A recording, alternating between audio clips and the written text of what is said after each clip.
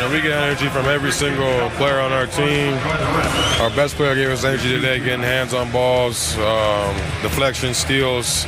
We started off that second half, getting turnovers and, executing points. So it's good that we found a way to, keep a lead, unlike last game, and, hold it off so, some of our young guys can play. That's the villain.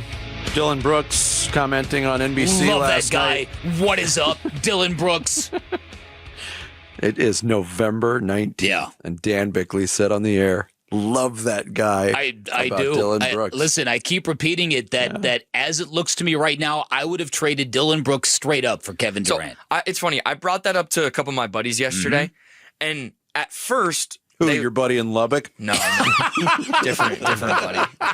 Best friend in Lubbock. So your buddy said, "Oh, yeah, that's typical. Bickley. He's an idiot." And then he started thinking about it and said, "Oh, that makes sense." And then I had to break it down for him. I go, well, you look at what Kevin Durant and this Phoenix Suns team accomplished while he was here. Virtually nothing. Nada. And when you look at the way the team felt, how good or poor they were to watch, and then all of a sudden you bring just Dillon Brooks in. And from a production standpoint, he's not going to be 25 every single night, but on nights where he can give you 30 plus, you're like, okay, Dillon Brooks is a plus offensively. Right. And what he does defensively and what he does for Booker specifically. That's it. That last point right there is where I will say this argument all year long if Dillon Brooks continues to play this way. Dillon Brooks subbing out for Kevin Durant has turned the Suns from prey into predator. I agree from with that. punked to punky. Is that right? Is that who delivers the punky? Brewster, you're thinking. Right. You know what I mean? How many times last year did we see teams get into the Suns and nobody did anything? No. Nobody. Now it's the Suns getting into other people. I heard Wolf talk yesterday how the one thing he doesn't like about Dillon Brooks is how Dillon comes up and kind of throws a shoulder into somebody on the free throw blocks. Bring it on, man. He stirs the pot. Yes. You're bringing an attitude to the court with this Phoenix Suns team that, okay, you want to get dirty? Come on, let's do it. I thought Eddie Johnson brought up a great point at the end of our conversation yesterday on the Dillon Brooks experience when we talked about the technicals, and he admonished the technical and said you can't put your team in that situation. But the Draymond Green comparison. And it's been a very, very long time since the Suns had a player, maybe ever, since the Suns had a player whose reputation holds weight with the officials on how they are officiated.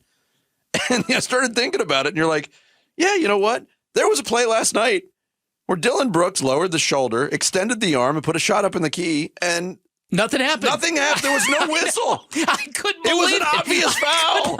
I know exactly what play you're talking about. And I'm like, how did he get away with that? Because you can't call everything on Dillon Brooks. Isn't that funny how you think almost the opposite? You think somebody that has a reputation for getting technicals and being physical and being a pest would get calls more against them, but it says you can't call everything, so you let them get away with a little leeway. Go back to the championship run year of 2021. Jae Crowder played a huge role on that team, and Jae Crowder was that last kind of protector sort of personality, skill set guy that the Suns had. But Jae Crowder was also very limited on what he did offensively. He was a catch-and-shoot three guy and the occasional floater in the lane. Remember him putting the floaties on in the lane? That was his offensive game. That's it. He was a decent passer, but not the playmaker that Brooks is. Certainly not the agitator that he is on the defensive end. He's kind of a watered down version of Dillon Brooks. He's another guy. Jae Crowder, love that guy. But Dillon Brooks is like Jae Crowder on steroids. The fact that this guy will pick up somebody full court to start a half just to send a message. He checks every box. He knows everything and how to get into players. His on ball defense, it's fantastic. He's changing everything. What's interesting to me is a lot of people thought, Dillon Brooks, generally, you got to put him on a good team for this to work. Maybe the exact opposite is true. Now on a team that allows him to spread his wings offensively, and who knows where this is going. He's going to set a career high in scoring this year. But I think that mentality plays on any type of team. I agree with that. He played a role in Houston last year. Early in his career, he was that agitator in Memphis until he was run out of town, very unceremoniously, by the way. When they were done with him, and they made an example of him. People thought he might be out of the league after the treatment he got from Memphis. Great point.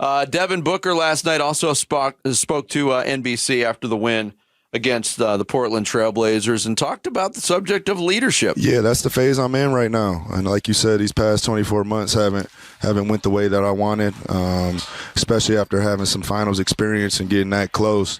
Everything from here, I'm trying to get back there. So, I try to give my 2 cents day in and day out, what it's going to take. And everybody on this team, we got the same mindset. We're trying to win at all costs and whatever it takes. So, it's fun to be around. Yeah, it's refreshing to hear Devin Booker talk that freely. Hey, at this point in my career, this is what I need to do. So this is a basketball team. Without saying an admission that he took a backseat the last 2 years. At this point in my career, my head coach is not telling me to stop talking to the stop being a leader.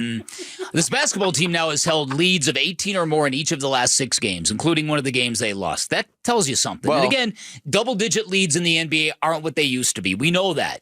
But so much three-point shooting, yeah. But we went into that game thinking, okay, last game against Atlanta, got away from them. They blow a 22-point fourth-quarter lead. How do they respond? They talked about responding, but they actually responded on the court too. And that game kind of felt the same way. The Suns didn't have the explosive run last night against Portland that they had against Atlanta, but that lead was hovering from like 12 to 18 points, and they couldn't make the push to make it really out of reach for Portland, and you were waiting for that Portland run to come, and it never did. That's the way you handle a situation. No doubt about it. And shout out to Eddie Johnson, who has a tee time in 45 minutes. He'll be there in this weather. In this after that game last night. Maybe the weather's going to take care of it. Eddie's kind of sick with golf the way I am. He's going to make that tee time. Man, that's how I make my living. That's how I pay my rent. That's right. And lastly, what'd you think of Rashir Fleming last night? Great minutes. Interesting minutes, huh? Well, interesting minutes. I mean, I'll be honest. The first time he took I think he took a 3 from the wing, and I'm like, what are you doing? Yeah. But got to the free throw line. He got some rebounds, committed some turnovers, missed some shots. What made about some Jamari Bouye? That's right. That block he had on Caleb Love. Fleming. Vinny loves Caleb Love, by the way. It's his favorite player. You big Caleb Love fan over there? Can't stand him. Hey, he was killing the Suns in the first half last night. I know. He's going to be one of those Suns killers. He's going to do nothing but put up G League stats his entire career until he plays the Suns. Caleb Love. Man, Wildcat great. Ugh.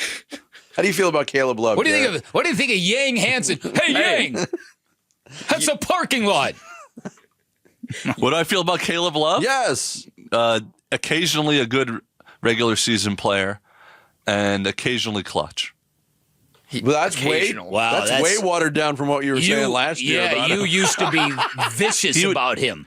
It's because what he did in the tournament just softened you up. He would predict this is one of those Caleb Love 3 for 22 nights, for 29. Right, and he would. Right. And I remember saying one time he's gonna, because he had a great game, and then I was like, he's gonna go 4 for 20 in this game, and he went like 5 for 20, and I was like, I will say this: Caleb Love watching that game last night made me feel young again, because it's been a very, very long time since I got so pissed off every time an individual player made a basket against the Suns. So far this season, Jane Bradley with the U of A is what Caleb Love should have been so far. Thanks for watching Bickley and Marotta. Click to see the latest Bickley Blast and hit the button in the middle to subscribe to Arizona Sports.